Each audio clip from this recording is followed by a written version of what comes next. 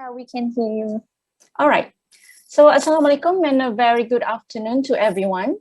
Today, I will be sharing with you about developing survey research instrument for quantitative study.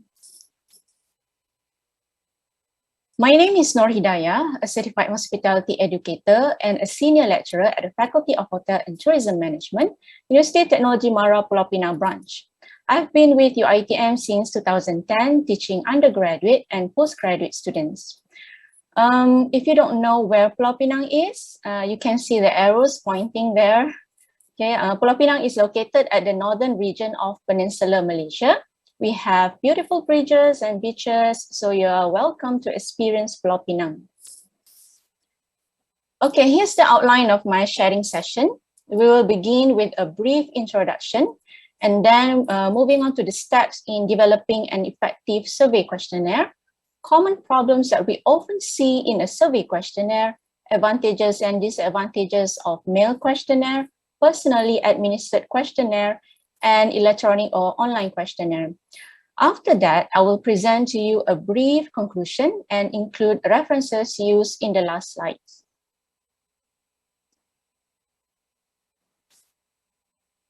Okay, as an introduction, survey research provides a quantitative or numeric description of attitudes or opinions of a population by studying a sample of that particular population.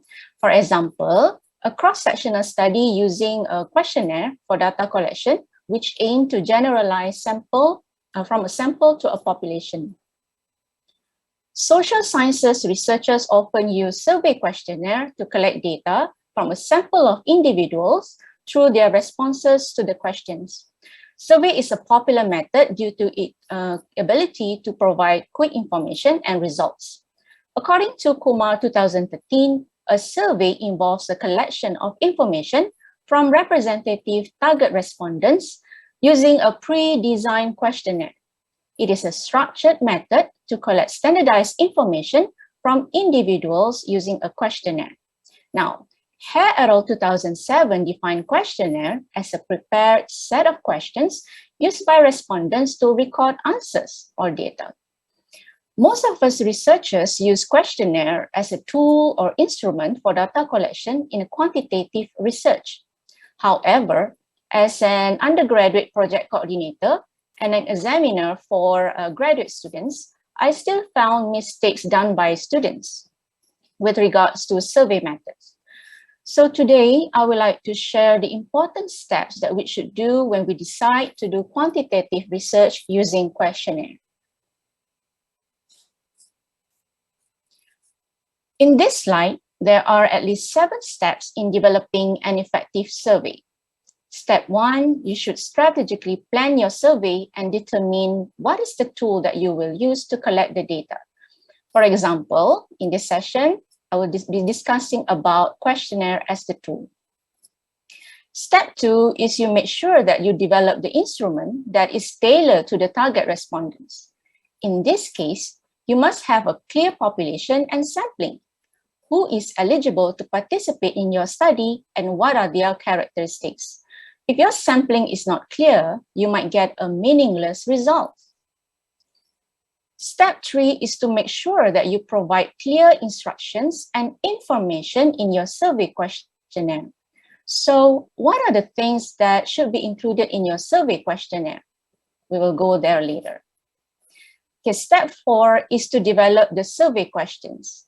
Depending on your study, if there are any existing scales or instruments available and proven reliable, you might want to review and consider adapt or adopt the instrument. If your topic is rare or no instrument available to help you answer your research questions, then you might want to develop your questions from scratch. However, there are procedures and analysis that you should perform, which is not covered in this session. Step 5 is where you translate your survey if needed. Depending on your study, if the original questions are in English, then the native language of the potential respondents are not English, then you might want to translate the questions. If you are the native speaker for that questionnaire, that will be an advantage. For example, like myself, I often use both English and Malay languages in my questionnaire, so to make sure the respondents understand the questions. However, translating a questionnaire is not as easy as using Google Translate. There is a proper procedure for that. Okay, step 6, after everything is done, you must review and test your survey instrument. In this case, testing your questionnaire. You are recommended to do pre-test and pilot test your survey questionnaire to a sample with the same characteristics. By doing this, you can improve your survey questionnaires based on the feedback that you receive. Testing your instrument will also allow you to know if people understand the questions or not, and how long does it take to complete a questionnaire. The final steps, or step 7, is when you administer or distribute your survey questionnaire according to what you have planned earlier. For example, if you have decided to distribute your survey online via social media platforms, then you can now share the survey link to the potential respondents. So next, I will go through each step in more detail. In the first step, you need to strategically plan your survey. Here are some of the important questions that you should ask yourself. What exactly is that you wish to know? So you need to clearly define your research problem and clarify your research objectives and research questions.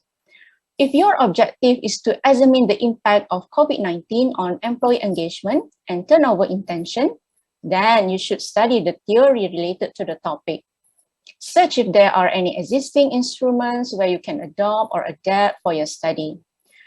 If you are able to find instruments or measurements that are proven valid and reliable to be used in your study, that would be good, especially if you are undergraduate students, because you don't have to develop questions from scratch.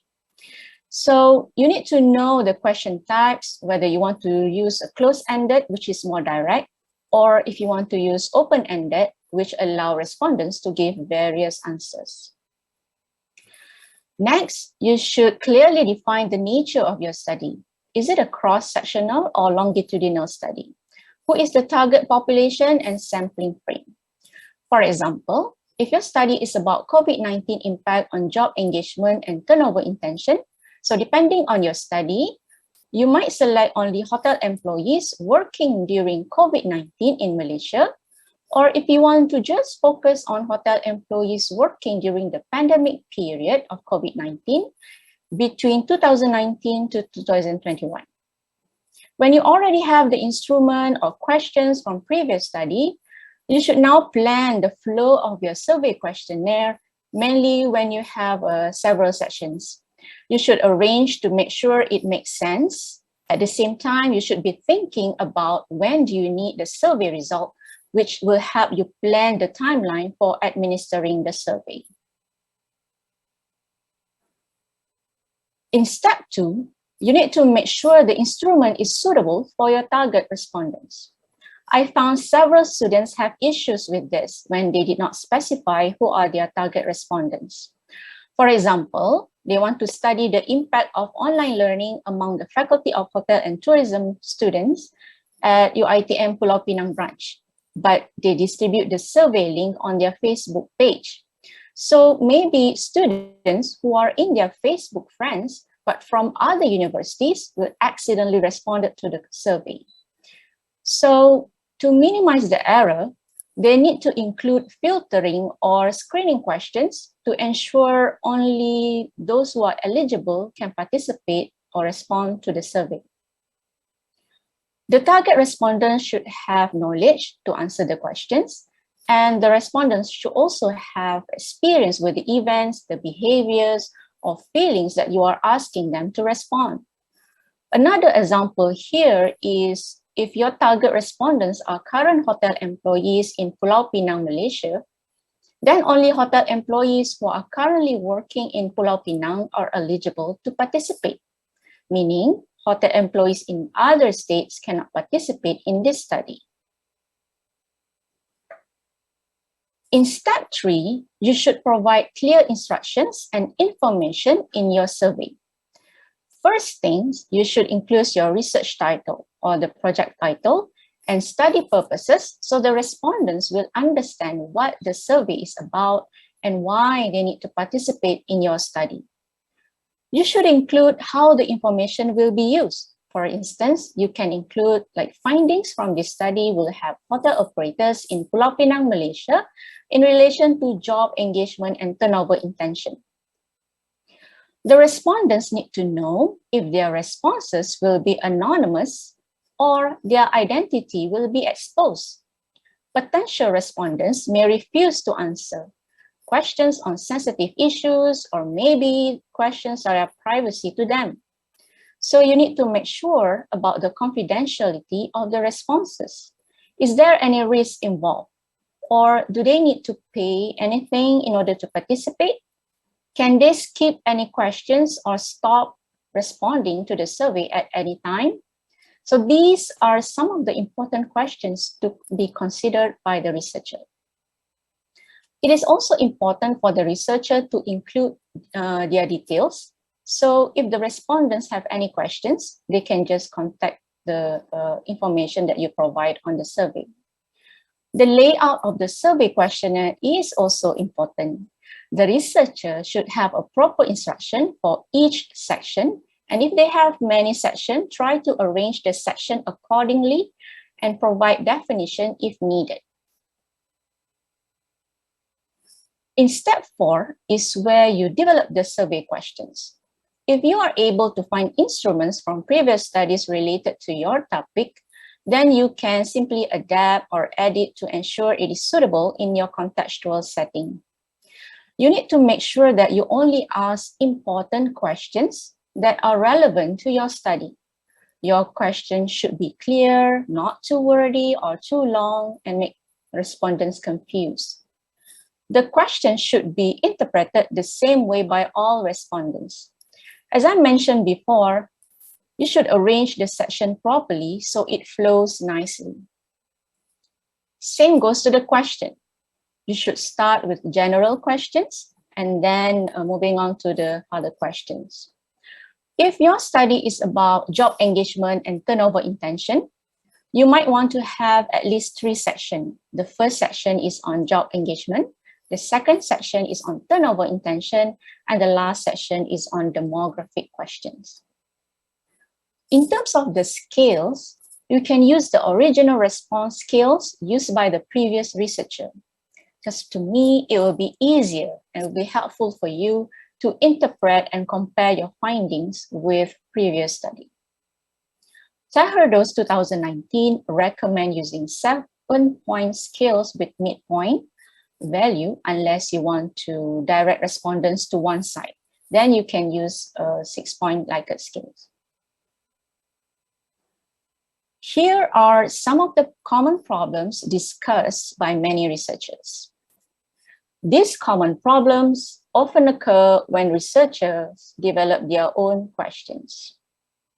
So the first one is leading or framing bias questions, double-barrel questions, vague questions, negatively worded questions, acronyms, non-specific or unfamiliar terms or jargon, incomplete range of overlapping answer choices, absolute answers or vague quantifiers, responses that do not match the questions, no content review by the experts, no pre-testing with similar individuals, no pilot study to examine score reliability or relation to other variables, excessively long survey, and forced choice rating scales where there is no neutral or in-between options where you actually force respondents to respond.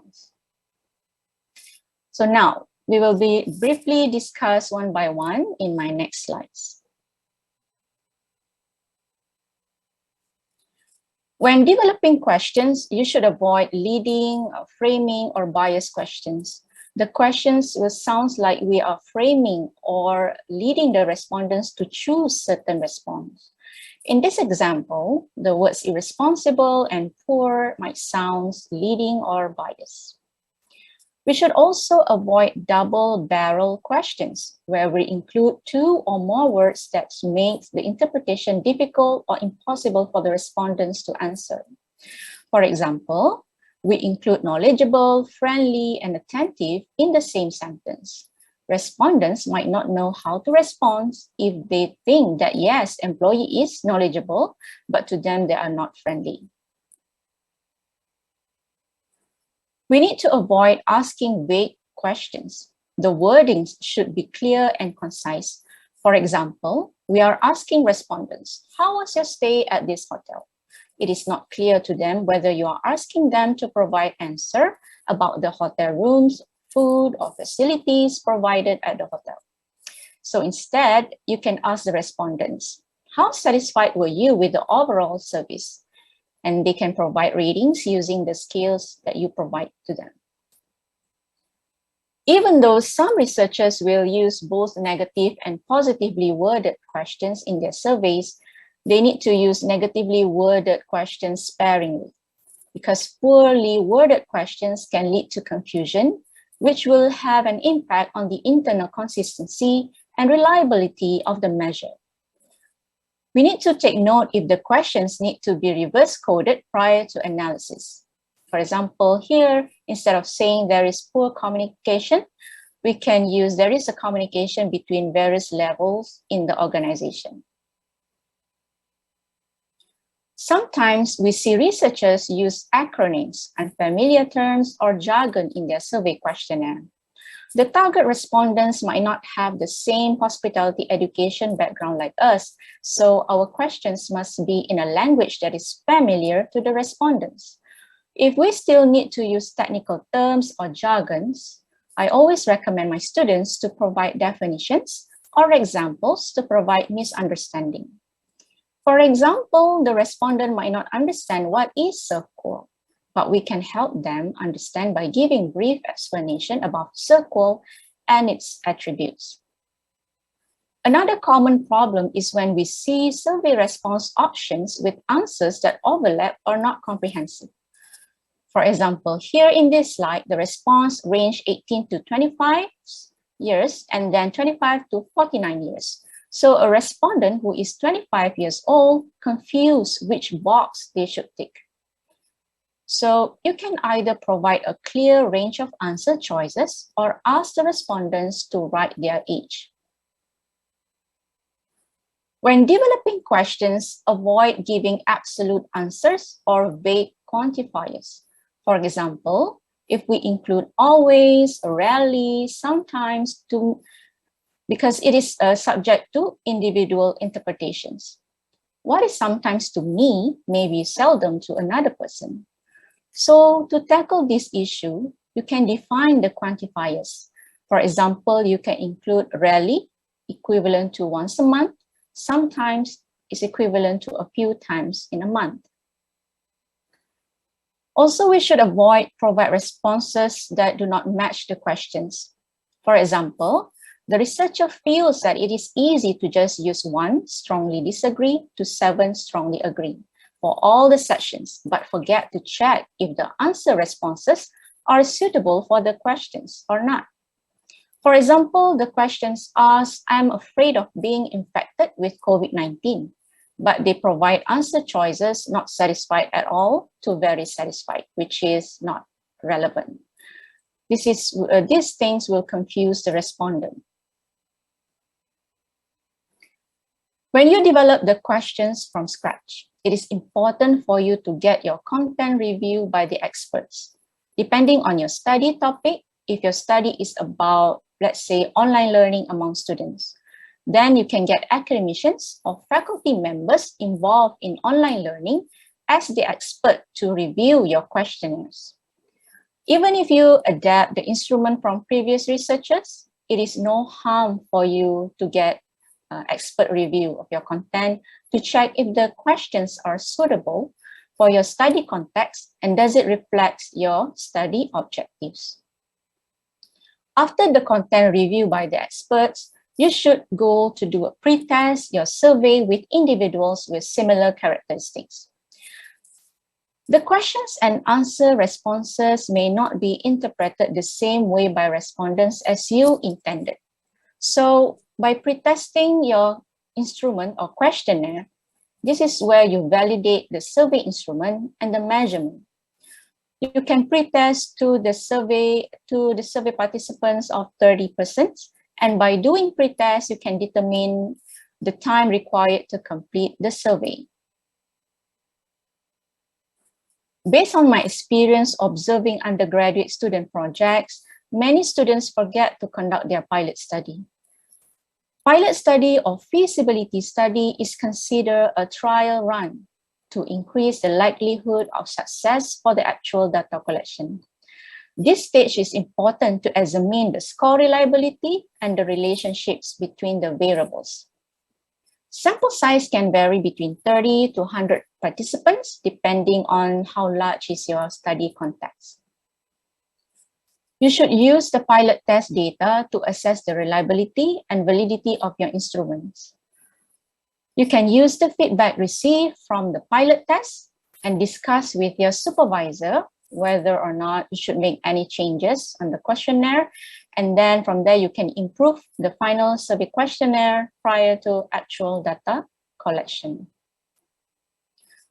When developing survey questionnaire, avoid having excessive pages long of questions with so many sections. Sometimes we tend to include unnecessary items that we might not use in our analysis. So here, the advice is we have to keep our questionnaire short, or else it will lead to survey fatigue, where respondents circling the same answer for the entire page or stopping when they are tired by closing the survey tab. This will not produce useful result. Okay, according to Revilla and Hone, 2020, a recommended length of an online survey is between 10 to 15 minutes. Besides this citation, you can also get the survey length when you do the pretest and pilot test, where you ask the respondent to write how long did it take for them to fill the questionnaire. Okay, so we have discussed several common problems. Now, assuming we have successfully developed the survey questions, so now in step 5, we should translate our survey questions if needed, depending on our study context or our target respondents. So here, we need to know the native language used by our target respondents. For example, if your target respondents are hotel employees in Malaysia, then you might want to consider having bilingual type of questionnaire with English and Malay languages. Even though we see many Malaysians speak and understand English, but we cannot assume everyone understands English. So it is recommended to have both languages in your questionnaire.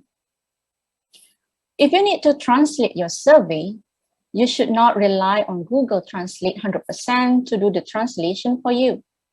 Brisland 97T recommend using back translation procedure to ensure the native speakers understand the questions.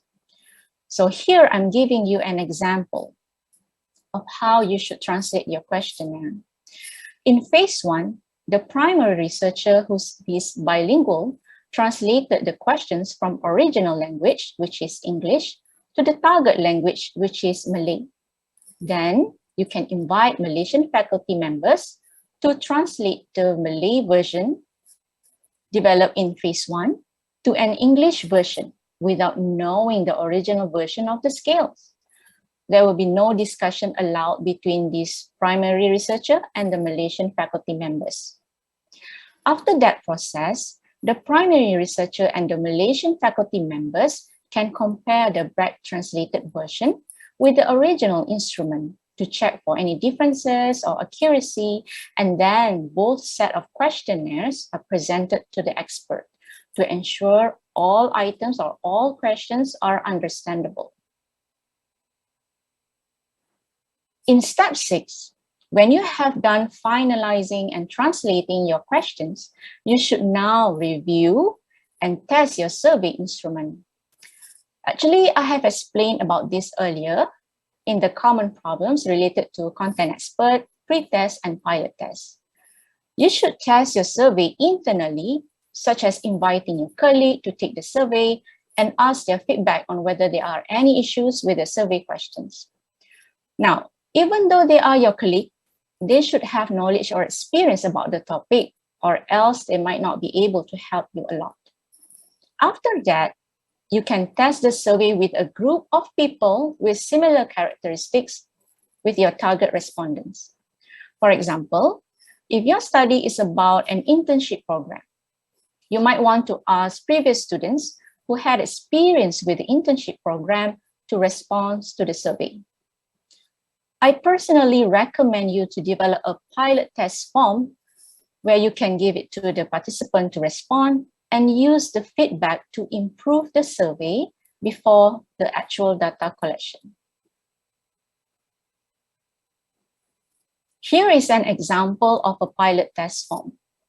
Using this form, you can actually gather feedback about how long is needed to complete the questionnaire, whether or not the question is understandable, but if not, the respondent can actually write the question number that they don't understand or need more clarification.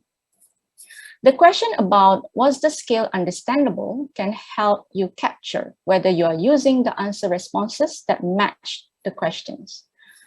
You can ask the pilot test respondents to give further recommendations to improve the questionnaire. Okay, based on this feedback form, you can sit down and discuss with your supervisor.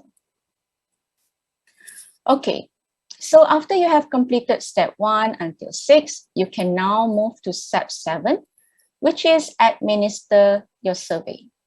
This is where you need to think of the best practice of administering the survey questions.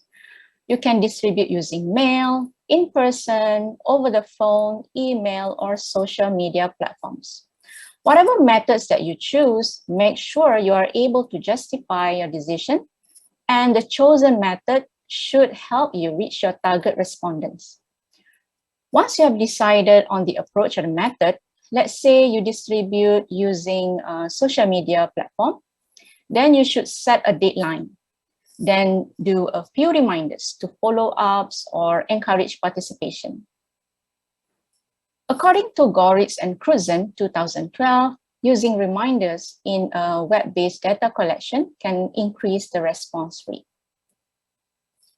Now, it is understandable that there are many challenges when collecting data using one approach. Therefore, Dillman et al. 2014 highlight the use of multiple sampling frames and multiple modes to gather data. We can combine a list of students' emails and their contact numbers so we can reach them using both methods. Also, we can distribute the survey link via social media platform and also send a paper questionnaire through mail to provide an alternative for people who do not have an internet connection or social media platform to respond to the survey.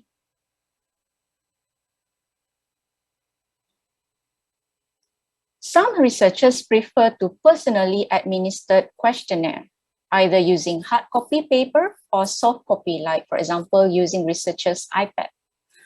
This helps establish rapport and motivate respondents to participate. Any doubts can be clarified because the researcher is present there. It is considered as less expensive if the researcher is able to distribute to a group of respondents at one time. So the researcher can get almost 100% of response rate, and the anonymity of respondents is actually high. However, the organization may be reluctant to allow their employees to participate because they are using work hours. So the respondents might also refuse to participate or give wrong responses if their manager is present in the room observing how they respond to the survey.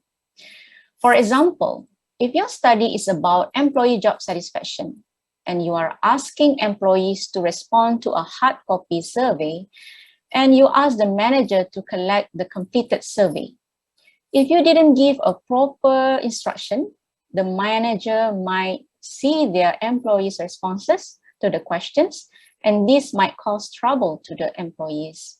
So here you need to give a clear instructions to the manager. If you ask the manager to help with you to collect the completed questionnaire, maybe you provide a sealed envelope or something like that. Some researchers prefer to use mail questionnaire to reach a large sample of respondents. Mail questionnaire has several advantages, including low cost. If you want to compare with personally administered questionnaire, where you have to actually go there and distribute your surveys. It is convenient in the sense that respondents can take their own sweet time. They can take their time to respond. Also, since there is no personal contact between the researcher and the respondents, the responses might not be biased. So we can say that the anonymity is high. To encourage participation, the researcher can include token or gifts to encourage participation and maybe envelope with a stamp so the respondents can easily mail back the completed survey. However, mail questionnaire also has some disadvantages. Oftentimes, the response rate is low because people might receive the survey, but they decided not to respond. Or people might be interested to respond, but they're reluctant to go to the post office, or maybe their post office is very far from their home to mail the survey. Moreover, if you are using mail survey, if there are any confusion or if the respondents didn't understand your questions, the respondents cannot ask the researcher directly unless they contact the researcher using the contact details provided in the survey. So because of these situations, it is better for you to do a proper follow-up procedures for the non-responses to ensure the researcher or yourself able to get a required number of samples for the analysis. With the growth of internet and social media platforms, many researchers prefer to use electronic or online questionnaire, where they just forward the survey link through emails or social media platforms. So it is convenient to the researchers and has many advantages. It is easy to administer as a researcher.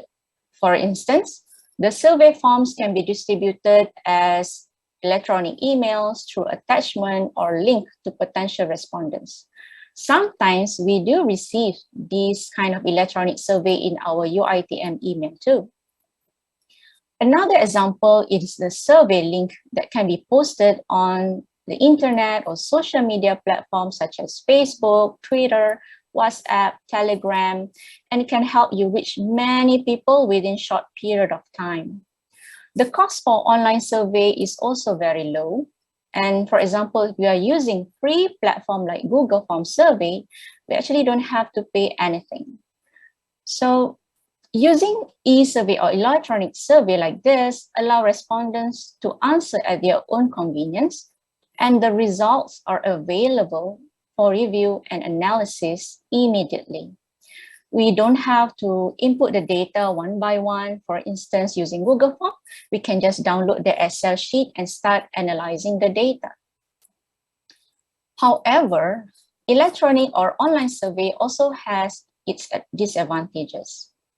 Computer literacy is required, and the respondents must have access to the facility. For instance, if we decided to distribute our survey link on social media like platform Facebook, our respondents should have a Facebook account and become one of our friends on Facebook, or else they will not be able to see our posting for them to participate.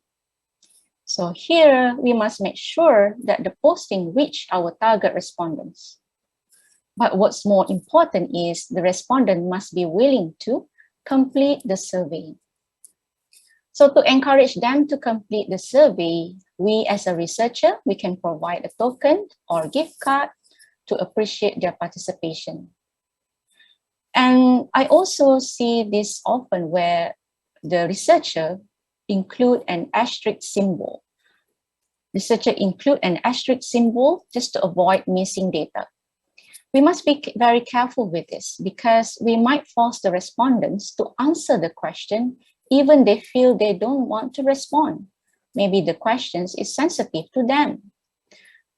By putting the asterisk symbol, we don't allow the respondent to skip any questions. So if the respondents refuse to answer the questions, they might just close the survey tab, or they just click whatever answer, or they just pick a straight line which contribute to a meaningless data. So we should be very careful. If we stated on the front page of our survey that this survey is voluntary and the respondents can skip any questions that they feel uncomfortable to answer, we should avoid using asterisk symbol, or we can include a response choice like prefer not to answer. Throughout this session, I have shared with you the important steps in developing an effective survey questionnaire. There are 7 steps altogether. So in terms of the sequence of the steps, it depends on you. So maybe you can skip the step, or maybe you can switch the order of the steps. Additionally, I also have shared with you the advantages and disadvantages of mail questionnaire, personally administered questionnaire, and also electronic or online questionnaire. So with the increase of internet usage and various social media platforms available, many researchers and students prefer to use electronic or online survey method in addition to mixed mode designs when collecting their data. Whatever your method is, make sure you can justify your selection and the method that you choose is reasonable for your study. The measurement that you use must be valid and reliable. So you need to remember the common problems that we discussed earlier and know the do's and don'ts when developing survey questionnaire. Again, I encourage students especially and also researchers to pre-test and pilot test your survey instruments. For students, undergraduate or postgraduate students, you should regularly consult with your supervisor when you develop your survey item. If your institution requires any ethical approval, please apply accordingly and make sure to get the approval prior to actual data collection. So I think that's all for my sessions. Here are all the references or sources that I use in my slides. And here are my contact details. If you have any questions, you can always email me using the email address provided on the slides. Thank you for listening.